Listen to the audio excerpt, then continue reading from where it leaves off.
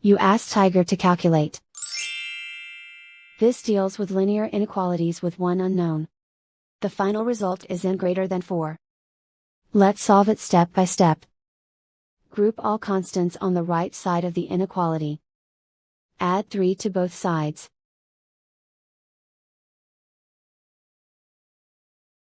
Simplify the arithmetic.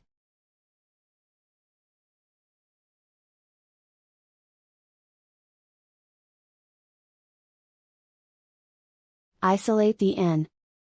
Divide both sides by 3.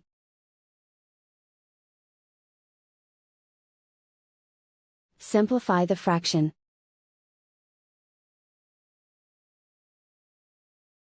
Find the greatest common factor of the numerator and denominator.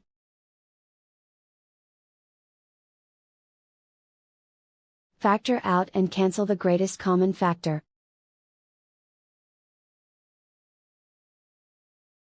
Plot the solution on a coordinate grid. And so the final result is n greater than 4.